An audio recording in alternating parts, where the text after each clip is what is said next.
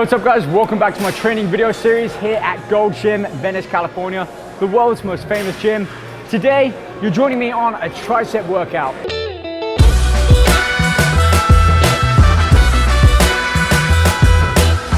Four big mass building exercises focusing on power, strength, and size. Let's get started with the warm-up.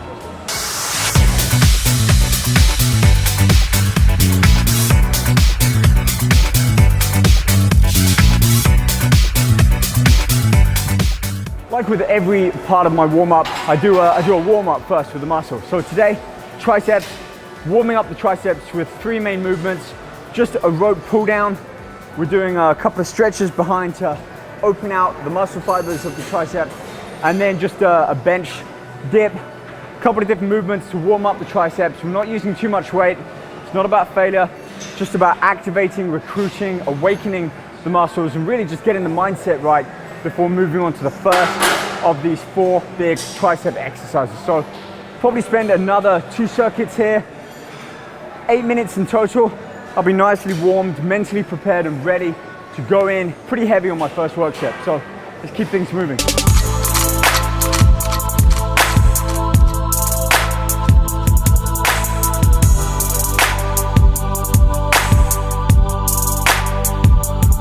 The thing I love about rope, so many variations, it's quick to move around, especially with a warm-up. You can go from a couple of different exercises without losing too much time, moving from machine to machine or changing the weight. So great for warm-up. We'll use this again towards the end of the workout.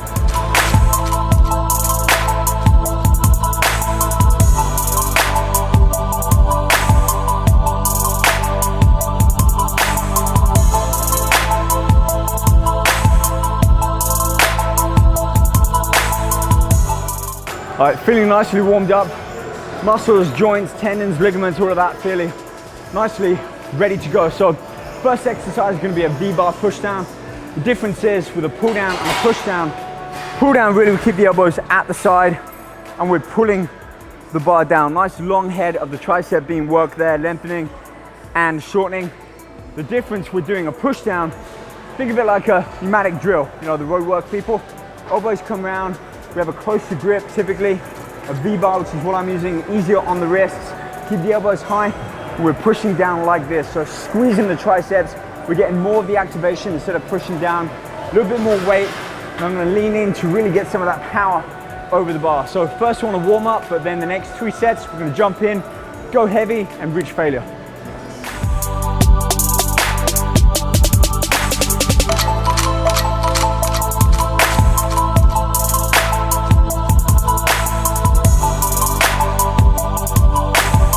All right, unlike some of the other exercises and workouts, I'm not really gonna superset many of these exercises.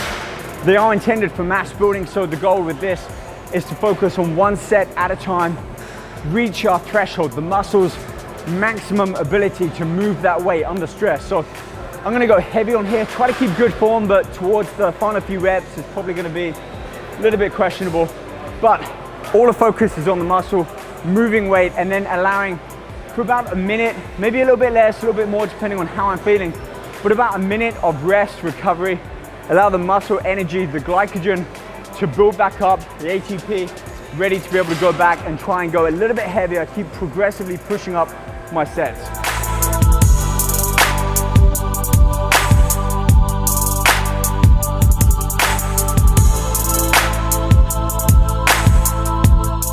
I tell you where I feel the difference on here. Instead of a tricep pull down, which is this movement, you feel more on that outer long head.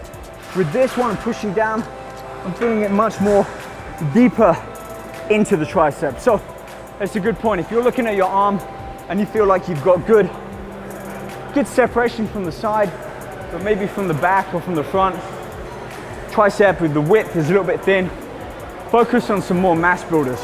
Exercises like you're gonna see throughout today's workout. I'm feeling that. Triceps are feeling pumped already.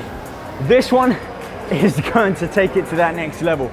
It's basically using an Olympic bar, a little bit wider, more balance and stability needed. I'm gonna use the bench, but I'm gonna slide forwards, keeping my hips just off the bench here, my lower back on the bench, gonna try and keep my elbows together so that they're not flaring out. Keep all of that stress down the midsection, the width of the tricep, and touch my knuckles down onto the bench. So big range of motion here, full movement, a lot of activity, and we're gonna go pretty heavy too, so definitely a mass builder for the triceps.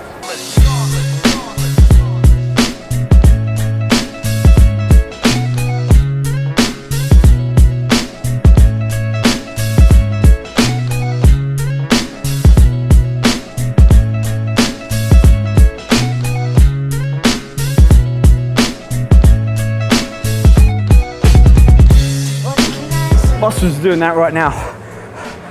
Exercise like this one, you want to try and keep good form. So when you start to get to that point of failure, don't just try and reach the rep range that you're aiming for. In my head, I want to aim for 10, maybe 12. If I hit 12, I'm going to go a little bit heavier. In my mind, I'm aiming for 10. If I get to 8 and my form's all over the place and I feel like I'm just going to be arching my back and taking the stress, the effort away from the tricep, it's not worth it. Put the weight back, allow a longer rest period, or even think about dropping the weight down a little bit. Making sure you get good quality reps, even if it might not be as heavy as you can manage, think about the work done on the tricep. Right now, this is about as heavy as I'm willing to go for this rep range.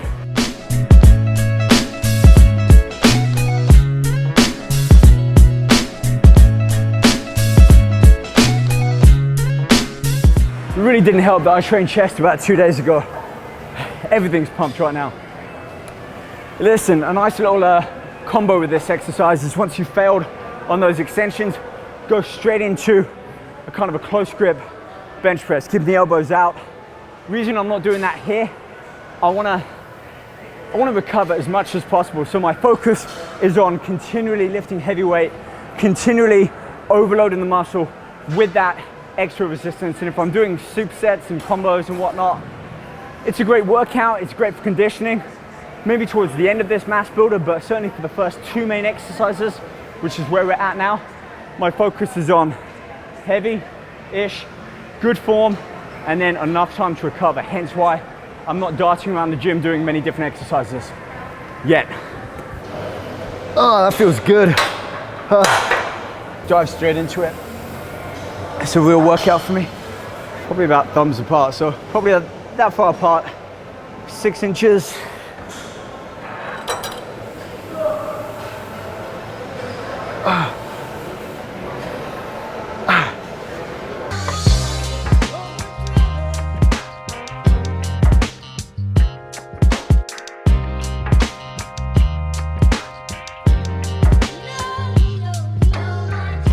There's a lot of tension going through the chest.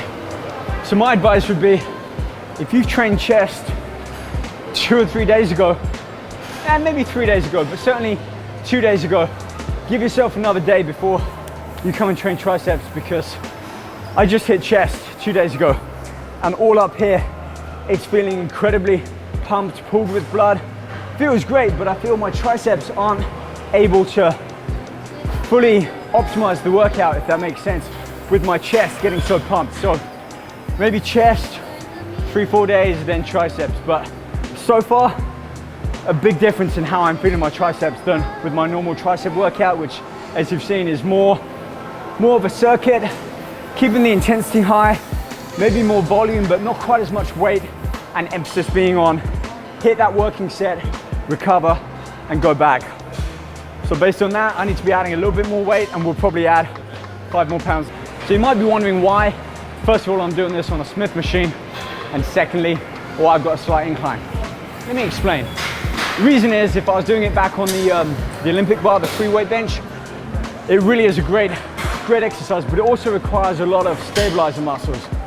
And at this point, with it being a third exercise, I'm not gonna be as strong. If I've got a training partner or a spotter, maybe so. If I'm doing more of a superset, drop set, definitely on there. But because I wanna focus on that strength, that mass, that power still, I'm gonna take some of that stability necessarily away and come onto the Smith machine. Keep it more of a fixed, rigid movement, therefore I can just focus on pushing it and bringing it back down. And the reason I've got it on an incline is it keeps my arms a little bit higher and stops me from kind of thinking about a chest press. So hands are about 6 to 8 inches. I've got a kind of an open grip, elbows are kept as in line as possible. So if I was between two pieces of wood, my arm is coming down as flat as possible, like that.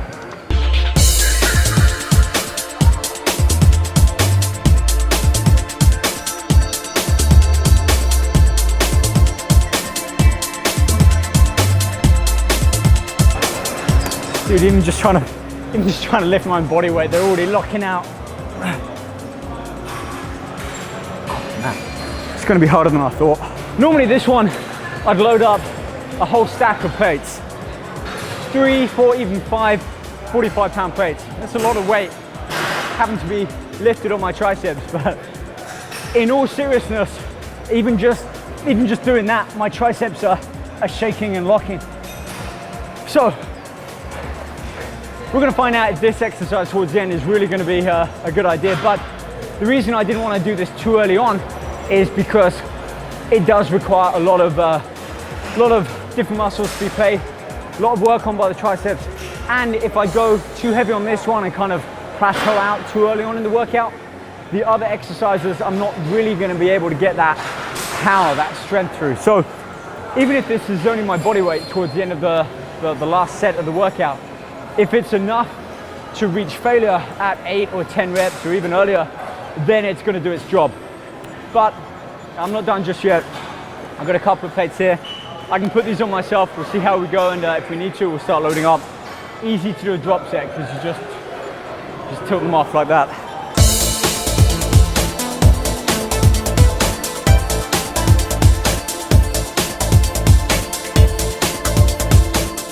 One thing I've really enjoyed about this whole tricep workout is the focus has been on, I say mass, you know, trying to grow some size. What I really mean by that is a full spectrum of the muscle, the full width, length, all of the different muscle fibers being worked thoroughly with a lot of weight, a lot of intensity and stress, power, and that's really how you grow them. Like with chest, quads, biceps, you choose 1 or 2 exercises that are really the mass builder, the gold standard, the cornerstone of that workout.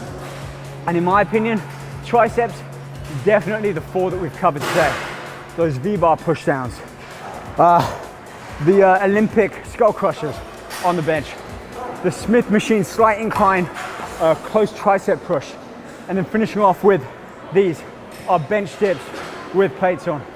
Arms are feeling, I keep saying pumped, but that's the best word I can think of to describe the feeling right now. That and just completely depleted. You probably can't see it, my tricep muscles are twitching. I can't even think right now. Oh, that was a good workout. That was a really good workout. So, listen, pretty simple, fairly basic exercises, but the focus was on at least 2 different movements. Some kind of press, which we did 2. Did that first, a push movement, actually 3. The first one, the push down.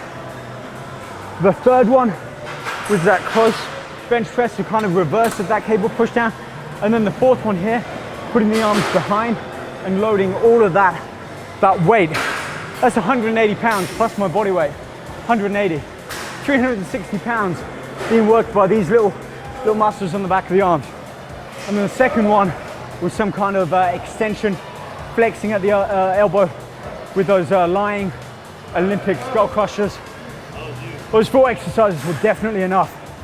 But you know what, I'm not done just yet. Normally I sign off here, I go back and eat, but I got my post-workout nutrition with me. So let me just tidy up around here, and then I'll meet you back over there and actually show you exactly what I take post-workout for my proteins, my supplements, my sugars. Whew, I gotta dry off first too. Let's see what we got here. So I break my post-workout into 2 segments. Post-workout A, which is immediately what I have finishing my workout. I mean, literally immediately. Before I've even left the gym, I have this. And this is like half of my post-workout meal. 30 minutes later, I'll have a solid food. A little bit more chicken or fish with some brown rice, some white rice, still some carbohydrates, but now it's all about immediate, fast acting, getting some protein, getting some sugars. So here's what I've got. Protein powder. This is It's whey, just vanilla, typical run-of-the-mill, nice, clean, natural. It's about 30 grams of protein in here, so a scoop and a half. Plus I've got about 5 grams of BCAAs, 5 grams of glutamine as well, and a little bit of creatine monohydrate, so about 7 grams in here. I'm currently using creatine just to get my strength, get my training back on track. It's really the only supplements that I have. BCAA, glutamine, creatine, my post-workout sugars, dates. These are majority dates. These are very high in sugar. They actually rate 103 on the glycemic index, so a little bit higher than just table sugar. So these 3 here will give me about 40-45 grams of sugar, which will do 2 things. One, it will help shuttle the protein and the creatine more faster, kind of direct into my muscles, and also it helps that muscle glycogen that I've depleted, fully left out there on the workout, help to replenish that and start with that muscle recovery process. So that's my post-workout. One other thing, a little bit of pre-workout. Might recognize this dude as me when I'm a little bit leaner. It's my pre-workout basically. I take this for cardio, kind of a fat burner pre-workout. Just Google Berserk Core, read all about it. It's completely natural, and I use that before cardio, and I take about half a serving before weight training too. So hence why I'm probably sweating, plus with the heat. Anyway, let's get this protein shake going. And you know, people ask me about milk, whether you can use milk in a protein shake. Yeah, you can use milk in anything. It's not meant for adults though. It's for little babies, toddlers, calves. It's my opinion anyway. Water, good quality lean protein. If you want, add some creatine, some BCAA, glutamine in there as well. And that's all we need. Simple sugars, then we'll just eat when I get back about 30 minutes from now. So on that note, I'm gonna go enjoy my shake. Thank you for watching. Do subscribe to my channel. Check out Josh's channel as well, Momentum Production. See all the great stuff he's out on location doing. And also catch up with me on my live Facebook streams every Monday, Wednesday, Friday, 11 a.m. Pacific Standard Time. We've got a whole bunch of stuff going on. Ask questions, see the workouts and the nutrition, and all of that good stuff. So on that note, cheers. Stay motivated, keep training hard. You know, if you're just starting out, give yourself time. It will take a good 4-6 months, if not a year, to see some quality results. So stick at it. Anyway, I'll see you soon.